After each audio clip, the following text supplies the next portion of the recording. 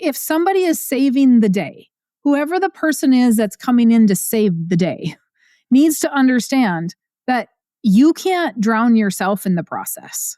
You cannot continue to take on all of this debt, and you better make sure that you're making a really good decision and you're not going to go down with them. I'm just seeing some passion override numbers and logic.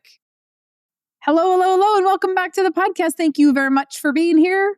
I have John again today. So John and I were talking just about some meetings he was having, and then we were comparing notes about what we've kind of been seeing in the farming world. And so I said, John, we should do a podcast about it. So here we are, very last minute. So it helps that John's not much of he doesn't need to plan either. Yeah, I didn't have to put my makeup on or anything to. He just had to go change his shirt.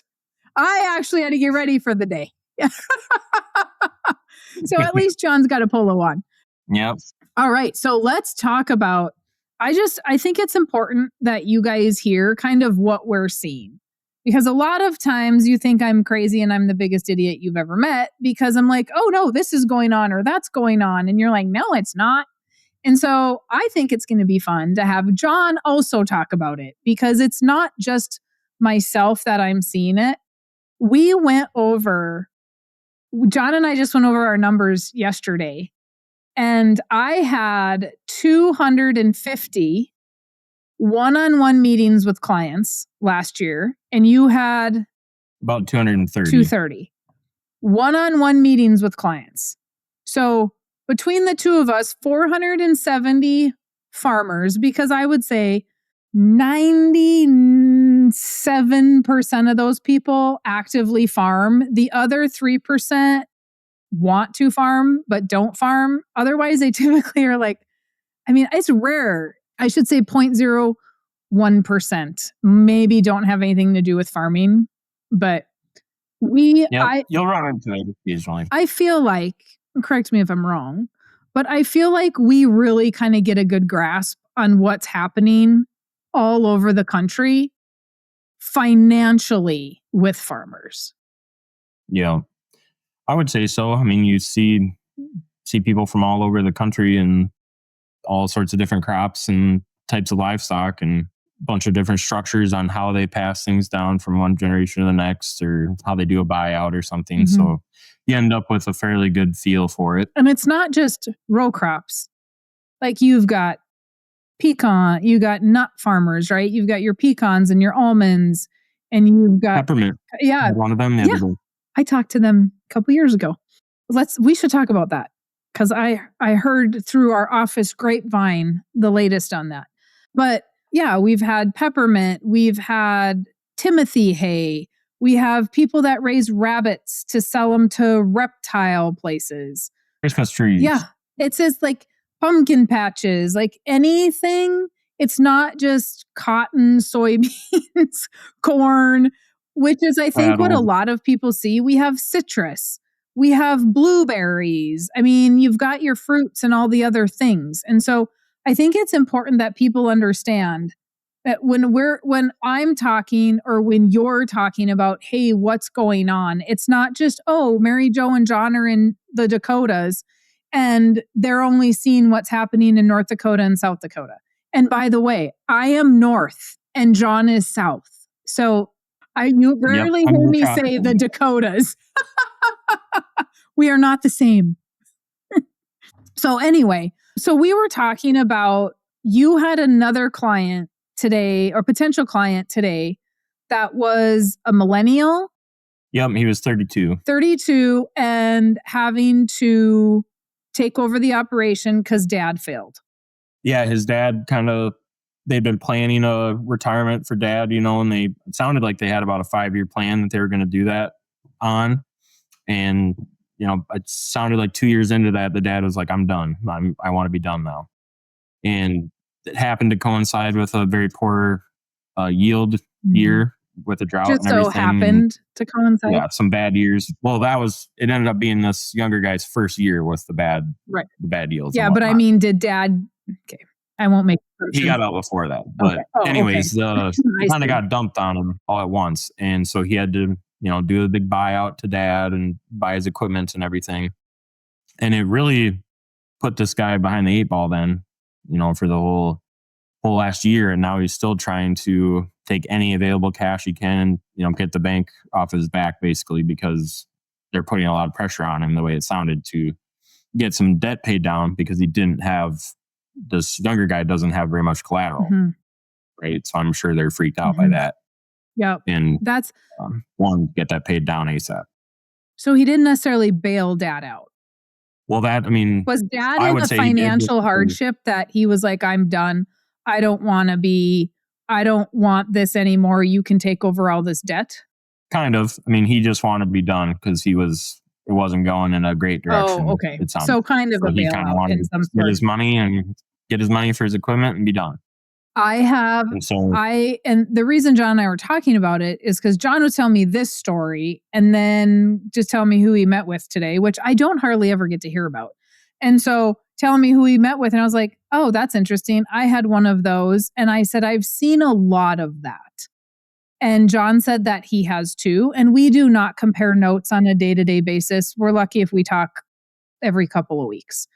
So we're not talking about who we're meeting with and how those meetings are going.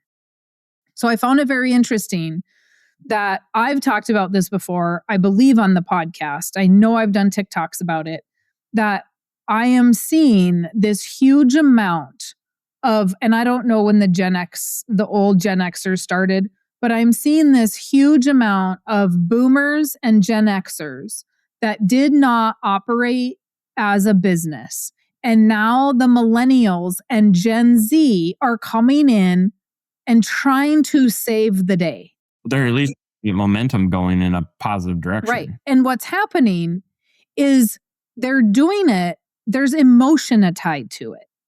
And so sometimes the millennials and the Gen Zers, I've sort of had to talk them off the ledge and say, if you take over this operation the way you need to bail them out, you are putting yourself in the same position, because cattle prices are not in a great position.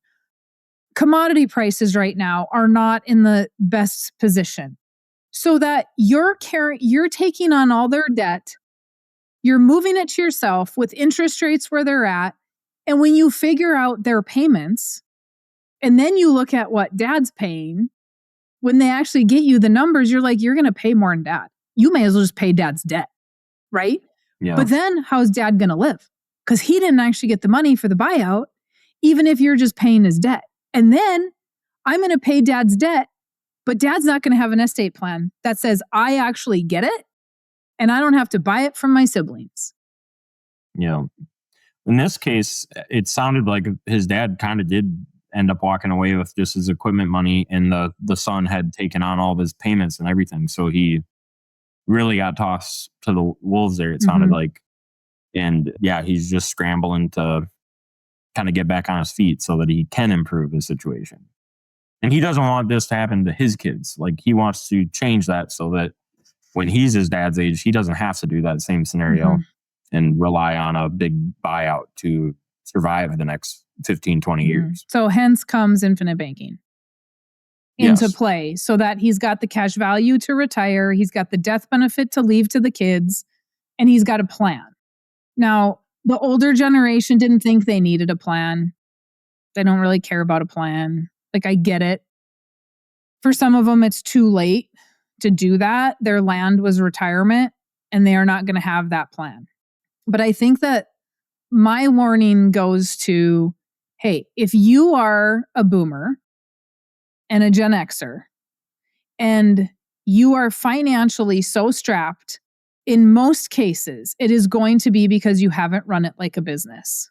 I talked to a guy today that was 47, and he had a construction business with dad that didn't go well. And dad didn't know how to manage money, so he got out of the construction business. Sounded like dad continued the construction business, and the construction business made a ton of money. They built a feedlot. They lost the feedlot. They ended up, he had to buy some of the land to just make sure that the family land stayed in the family, Some of it got lost because he wasn't paying attention to cattle prices. He wasn't paying attention to expenses for cattle. He ran the construction business as a business, but he didn't run the ranch as a business. And so when the construction slowed down, the ranch ate up all the money and there was nothing left. And so in that scenario, we have Gen Xers saving the day, but we have to, if somebody is saving the day, whoever the person is that's coming in to save the day needs to understand that you can't drown yourself in the process. You cannot continue to take on all of this debt, and you better make sure that you're making a really good decision and you're not going to go down with them. Yeah. I'm just seeing some passion override numbers and logic. And I get it. And I understand that that's where you grew up. That's your livelihood. I got a TikTok message from a guy that follows me on TikTok, a young guy. And he said, Mary Jo, I just want you to know I'm leaving the operation. Really? Dad's running it into the ground. And he's not getting paid and there's no estate plan. And he literally works for free. How is he feeding his kids? The stress is huge, and they will not create an estate plan to even say that that's what he's working for and that's what he's going to get. And he's out. Yeah. In general, too, nowadays, there's just too much money that it takes to operate a business like that, or, a farm of any size, really, to not run it like a business. You just have to, because otherwise you end up with people working for free for however long. And then they're not getting anything out of it in the end. And the older generation they were okay farming on a prayer. Well, yeah, I mean, don't get me wrong, things happen where sometimes you can't do anything about it. You're going to get into a bad situation and have to bail somebody out. But I don't like when it's somewhat obvious that was their plan all along, is just to kind of ride it out. I'm going to rely on a big bailout check from the younger generation to live off of, and it'll be what it'll be. And here's the thing, and I don't know if you're seeing this as much as I am, but the younger generation is looking at ways to save it. They're looking at ranching for profit. They're looking at the books. They're going to sell by marketing classes. And the older generation tells them they're idiots and they don't know what they're doing. Well, yeah, nowadays it's so easy to find or get access to things like that it's almost silly not to at least investigate things like that and see if it is something that can help you. Yeah. And for the older generation that's losing it, to say you're an idiot, you don't know what you're talking about because you're 30. My friend Jolene Brown would say, this is at a time when we need a 2x4 because, or a mirror, because if you're ready to lose it and the bank is calling some notes or ready to come in and take the ground, then what? I don't know that that's such a dumb idea to be looking at other avenues. Yeah. And I think it's just, there's always something you can be doing better, or thinking of a way to, change this or that to make the farmer ranch make more money or be more efficient, and not just have it be a money suck. Yep. Well, and you and I went to sell by marketing class. Yeah. Which was awesome. Did you love it? It was very fun, very educational. It was. John's dad was there with colored markers and stickies and the whole 9 yards. So, my client, Nate, he did a different class, the online one, hand in hand, hand to hand, whatever. And he was not able to come to Bismarck to the class with us. And he buys and sells calves, and then he feeds them out, and then he bottle feeds them, and then they go to their feed lot, and then they move on. And he actually took the online class and called me, and he's been doing this for years, and he makes money. So I thought it was funny that when he called, I said, well, did you learn something? And he goes, yeah, I actually am making more money than I thought I was, but now I have a system and a whole spreadsheet of how I need to buy. And he's like, this is going to make it so much easier to even make more money. That was my biggest takeaway from that sell by class. Is it wasn't going into it. I didn't know exactly what he was going to be teaching you, but it wasn't some like crazy concept. I mean, he just showed you how to do the math behind how to make smart purchases. Yeah. And I you mean, it have to know wasn't your numbers.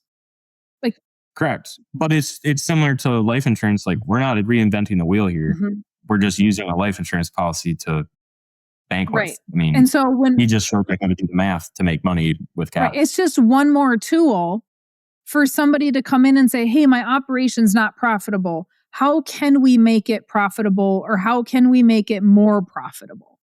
And yes, you Yeah, have to know your numbers. So you might have to go and put stuff in QuickBooks or have a really good Excel spreadsheet or whatever. I am sure that Doug does not have an Excel spreadsheet. I am sure that it is all in a notepad.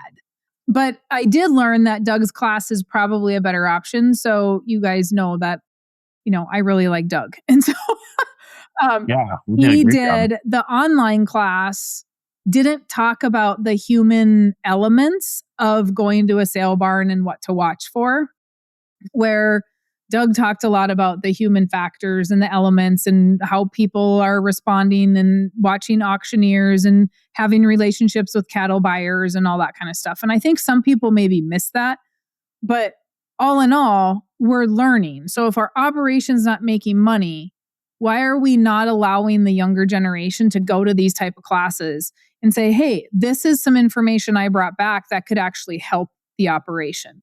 Like, how much, if we're ready to lose it, how much more could it hurt? Yeah, it doesn't cost you much to go try something new. Right, exactly. Okay, beat that dead horse.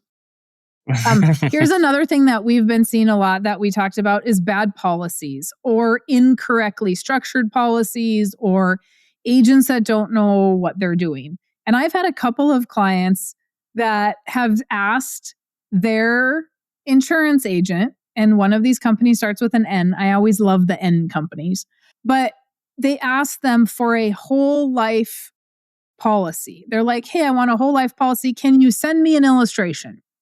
And I have one in my inbox right now from yesterday. And they sent him an IUL. An IUL. Why are we sending? And this has happened numerous times in the last couple of weeks. Why are we sending universal life policies when we ask for whole life? Yeah, that does happen all the time. They don't even really know that's what they have because they asked for a whole life. Right. You know, But if they listen to us, they know correct. because I talk about it And all the time. I just that same guy I just met with. You know, he said his local agent. He first read Mary Jo's book in 2019. I think he said he took his local agent the book and he's like, oh, she spent 6 months trying to learn how to do this.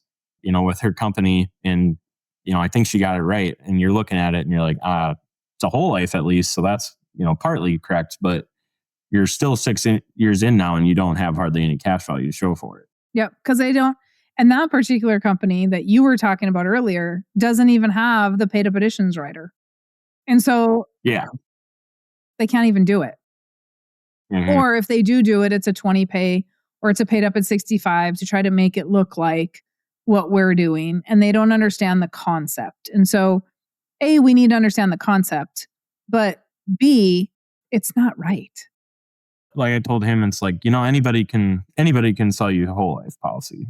But if you really want to use the cash value, like how you talk about in the book and how people that do infinite banking do it, there's only a handful plus of companies that do that. Mm-hmm. And I think, where it's really set up for it. And I feel like we talk about this all the time and it might sound salesy, but it's the whole reason why you talk to John and I. It's just kind of that simple. Like, you don't go to the garden section at Ace to figure out how you're going to plant your crop. It and it's scary. I get that it's scary that John's in South Dakota, I'm in North Dakota. We're two people on a podcast and you don't know us from Adam and we could be these huge scammers. Well, if we would be, number one, we'd both be in jail already because we'd have been caught. But it's your money. And you really have to think about, hey, and not only my money, but it's also my death benefit. And so if you're tying your universal life policy, your death benefit up to the market, it's either reflective of the market or directly tied to the market. If you're tying your death benefit up to the market, why? Like, the agent can sell life insurance, but if they don't know the concept, it might be worth the risk to have the hour and a half consultation with John or I Because my God, we are the most least salesy people on the planet. My client George actually says it's annoying how Mary Jo does not push, because I wish she were, because I could have started my policy earlier if she would have pushed me to do that. Yeah, I definitely don't intend to do that ever. I like to think of it more as you're just teaching somebody how the whole concept works. But like you said, if you're going to spend the money to go try to get a policy to do this concept with, you might as well try to do it right. Right. Because if the premium isn't structured correctly, if the policy is not structured correctly, it's going to take you a long time to have access to cash value. So then if you ever canceled your policy, you're upside down and you're not doing yourself any justice. So, or if you are meeting with somebody that doesn't know anything about farming. And so I see that a lot too, that they're like, oh yeah, I met with my agent. You met with your agent for 10 minutes about buying a whole life insurance policy? Like, it takes us an hour and a half. Yeah, there's a little more that goes into it. And every meeting I had today went 2 hours. Every single meeting. I did not have time between meetings to use the restroom because they all went long. Because there was a lot of estate stuff. There were a lot of plan Bs that needed to be addressed. We needed to talk about who the vulture is, how we need to prepare for that. And if somebody isn't doing all of those things, then how do you know you're even getting the policy that's correct for you? Yeah, that's a good point. I did a strategy today that I've never done before. It was pretty exciting, actually. The guy has 2 vultures to deal with, and the family is just contentious. They just don't get along. And I said, well, what if you just buy dad out right now?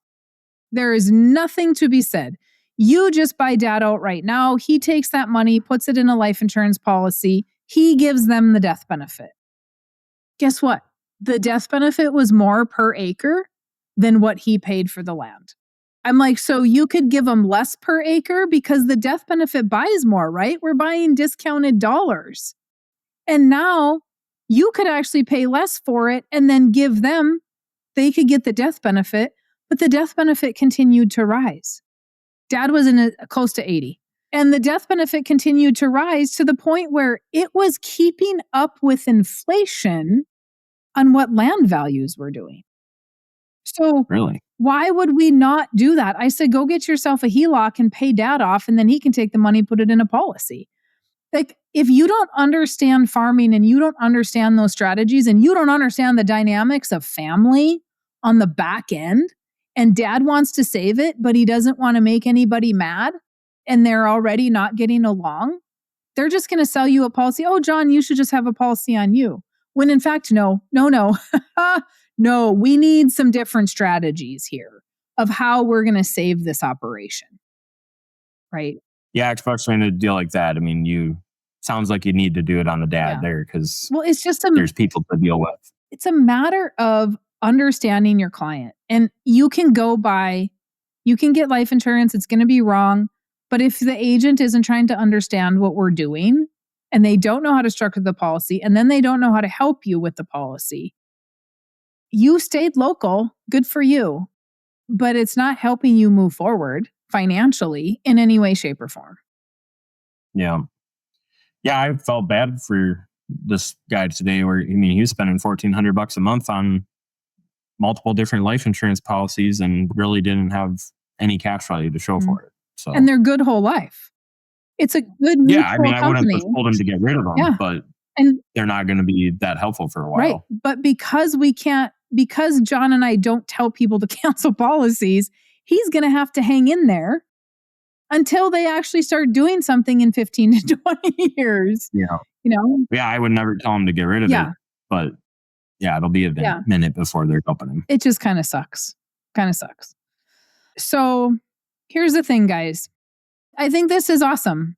I mean, if you hate listening to John and I, then I suppose you can just stop it. But I like kind of going over, and we'll have to do more of these, just kind of going over what we're seeing in the industry and sharing with people what's going on, because it's not financially, because a lot of people think you can't make money farming and ranching, and that is not correct. And a lot of people think that, hey, you know what? The older generation they all suck. No, they don't all suck. We talked about some mismanagement today, but they are not all like that. And so we'll have to come back with some success stories as well. But anyway, just a little update for everybody. Any final last comments? No, thanks for having me back. I've been wanting to talk about this topic for a few weeks now because I have had it so often here lately, but you just got to look for a solution. Yeah, I think it seems like kind of goes in spurts. Or maybe there's just so much drama around them that we remember. Yeah, sometimes you just remember it because there's a lot going on. Yeah. All right, guys. Well, you know the routine, maryjo@withoutthebank.com, or you can email John at john@withoutthebank.com. If you haven't scheduled your appointment, get scheduled with John or I. I think I'm booked out till June. John is almost always available like within a couple of days or within a week. His calendar is far more open than mine. I'm doing some traveling the next couple of months, so mine is far more limited. But if you need to get in, schedule with him. And if you need anything, let us know. Otherwise, have a fantastic rest of your day. Thanks for listening to the Farming Without the Bank podcast. We hope today's episode has inspired you to take control of your finances in new ways. Don't forget to check out our website, farmingwithoutthebank.com, and engage with us on our Facebook page, Farming Without the Bank. Join us next week as we smash more financial myths and empower you to accomplish your financial goals.